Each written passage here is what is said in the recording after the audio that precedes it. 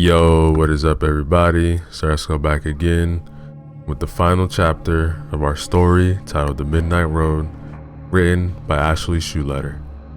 Remember to use the links in the description below, show love to the author, like, comment, and subscribe. Chapter 5.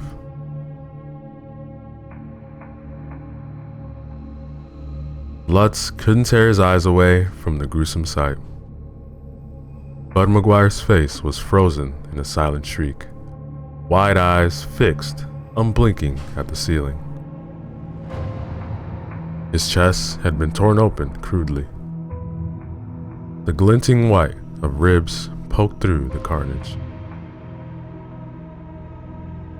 Bud's legs were bent at an impossible angle to his torso. It had been torn almost in two at the groin.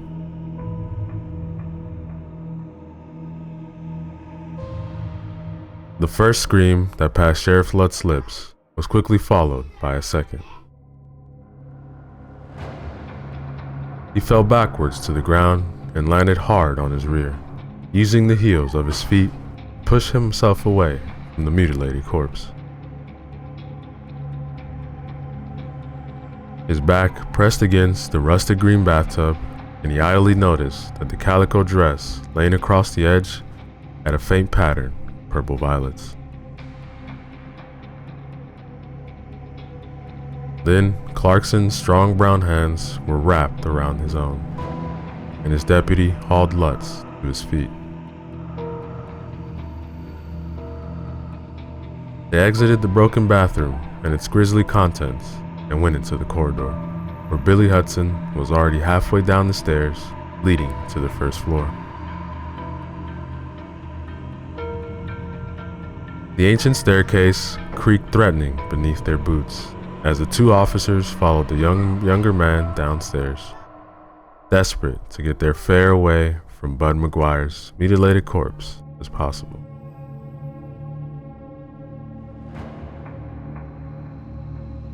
Lutz burst out still open front door and stumbled down the porch steps. The humid summer air was like a soothing balm against his skin. His lungs heaved with the effort to draw in fresh breath, and he sank to his knees, digging his fists to the hard gravel of the walkway. He could hear the footsteps of Deputy Clarkson and Billy sounding down the stairs and onto the front lawn.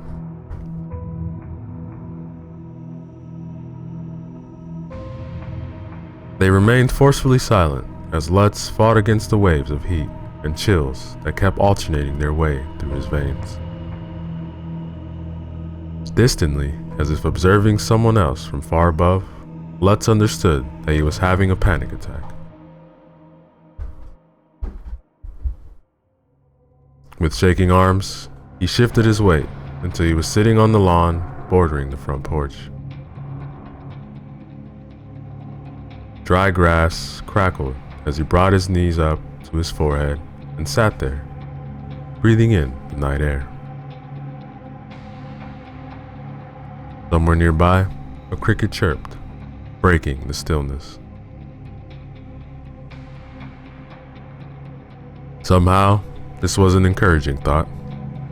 Lutz raised his head and looked for a moment at the night sky.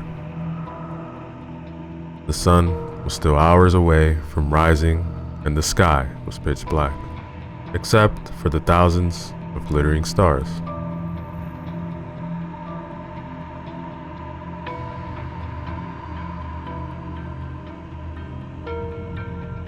Lutz took a deep breath and held it for a long moment before slowly exhaling. He repeated this steady breathing twice more, then wearily got to his feet, wincing as both his knees cracked in protest. He brushed dry grass off the pants of his uniform and looked at his companions, both of whom had remained silently nearby this entire time.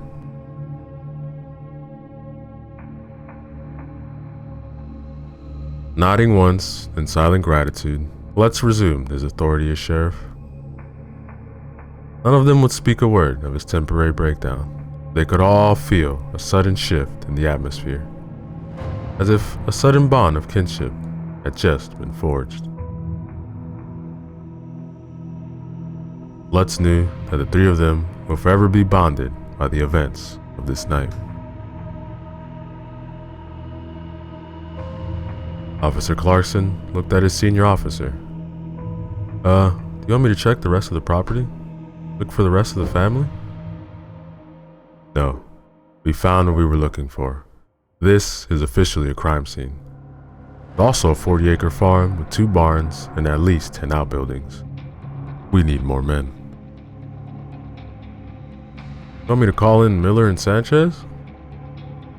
Yeah, we'll call them in when we get back to the station. No radio signal out here worth a damn anyway. Besides, I think we also need to get on the phone to the mayor's office. We're gonna need the forensic people in Iowa City or Davenport or wherever the hell. At this, Sheriff Lutz turned and began walking back the way they had come. He glanced back one more at the darkened windows of the McGuire farmhouse, which now seemed like looming eyes in the receding light of their flashlights. His boots crunched under the rough gravel of the long driveway as the 3 men headed back towards the car.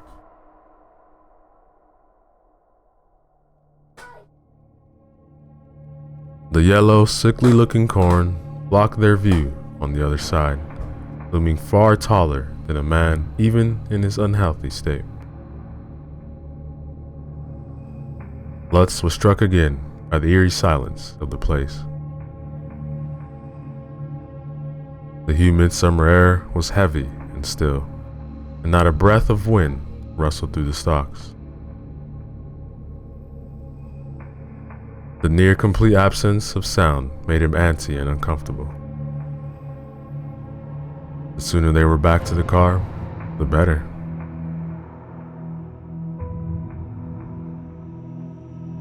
Billy must have felt the same way. He trotted up alongside Lutz, his rifle loosely grasped in one hand, now that they were out of the farmhouse.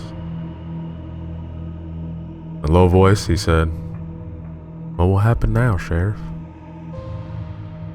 "First, we're gonna go back to the station. I have a bottle of Lagavulin 16 in a locked box in my office. Sheriff Bradley gave me that bottle the day I took office.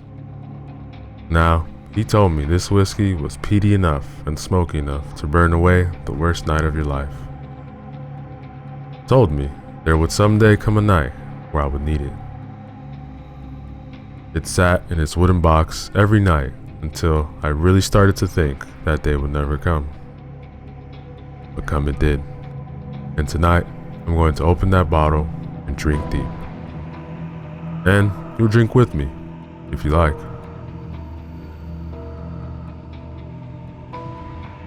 Hardened by this prospect, the men picked up the pace, and within a few minutes, they emerged from the McGuire's driveway back onto the smooth paved surface of Highway 99. Like an angel in the darkness, Lutz could see the police cruiser sitting on the edge of the road, about 300 yards down. He breathed a sigh of relief, realizing that some secret part of him had expected the black and white Chevy to be gone, leaving him stranded at the McGuire's farm.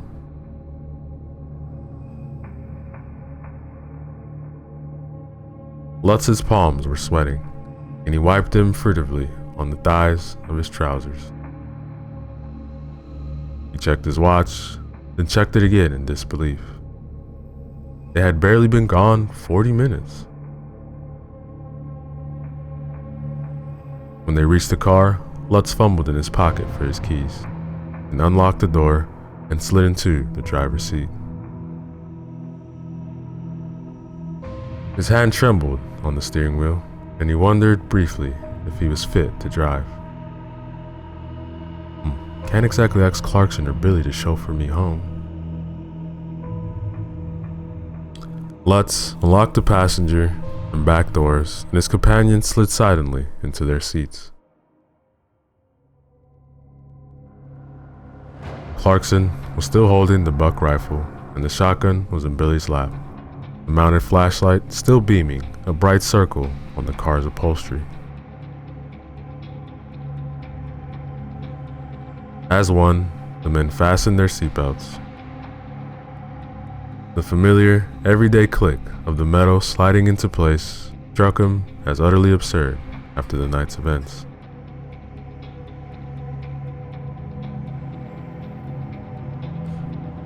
Lutz slid the key into the Chevy, and he had a horrible, crawling feeling in the bottom of his stomach that when he turned the key, the engine would simply refuse to start. This was ridiculous, since the Cruiser was barely 3 years old and had never done anything but purr like a kid. But tonight, right now, the car wouldn't start. Because it couldn't be this easy to just drive away, now could it? The key turned, and the motor roared to life, just as it always did. The front headlights came on, casting 2 wide beams of light to the darkness around them. Reflecting back, impossibly high against the skeletal pines of the forest, were a pair of glowing red eyes. Clarkson screamed first, throwing his hands over his face, crying out in terror. Lutz couldn't scream. His voice seemed to have completely locked itself away.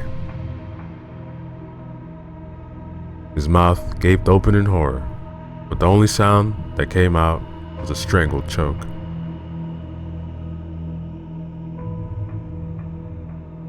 Billy was scrambling to get out of the police cruiser, but since he was in the back, the doors only opened from the outside. He tried rolling down the window, and when that failed, he began to panic and bash at the glass with his fist, again and again. But this was equally ineffective.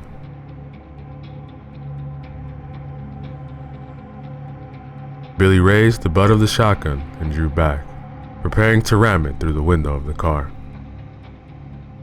"No!" Lutz roared, never taking his eyes from the glowing red orbs, watching them from the forest.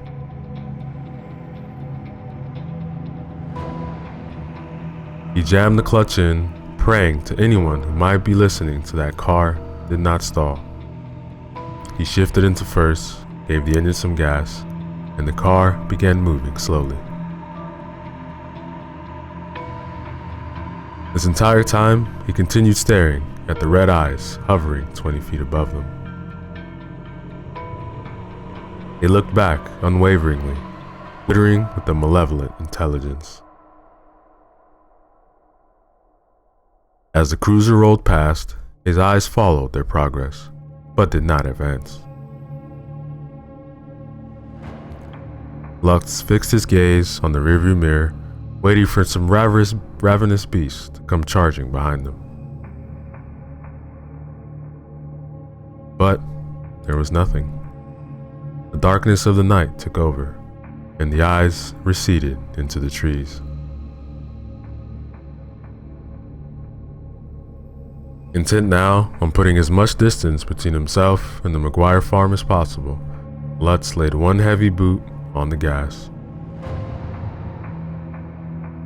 Only after 10 miles, when he could see the lights of Harry Gibson's fuel station, did he ease his foot off the accelerator and relax the hunched position of his shoulders. 10 minutes later, they pulled up to the darkened windows of the sheriff's station.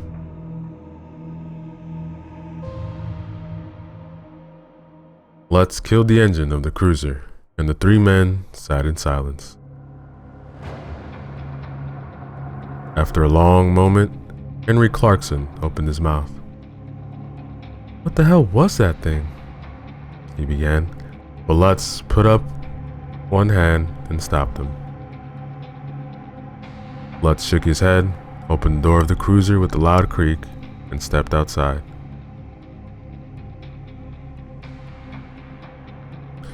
Every muscle in his body was accusing him of gross misconduct, and Lutz knew he would feel the punishment the next day. He unlocked the door to the sheriff's office and went in.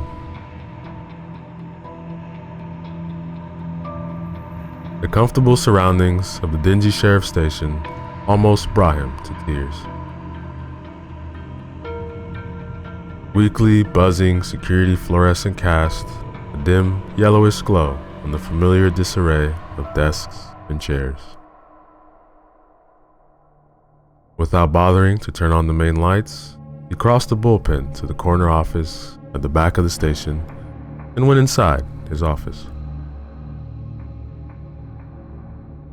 On the bookcase against the far wall was a narrow wooden box, which Lutz now opened for the first time in 10 years. Nestled against dark slick was the bottle of Lagavulin 16, given to him by retiring Sheriff Bradley on his last day in office. There will come a day when you need it. Lutz motioned to Clarkson and Billy, who had followed him into the station and now stood silently behind them, framing the door to his office. Clarkson had fetched 3 glasses from the small kitchen and set them down carefully on the stained wood of Lutz's desk. Andrew Lutz sat heavily in his black office chair. He twisted the cap off the bottle of scotch, poured 3 fingers to each glass. The amber liquid glinted dully in the dim light. The powerful, peaty smell of the alcohol bit into his nose as he raised his glass and the 2 men in front of him raised theirs.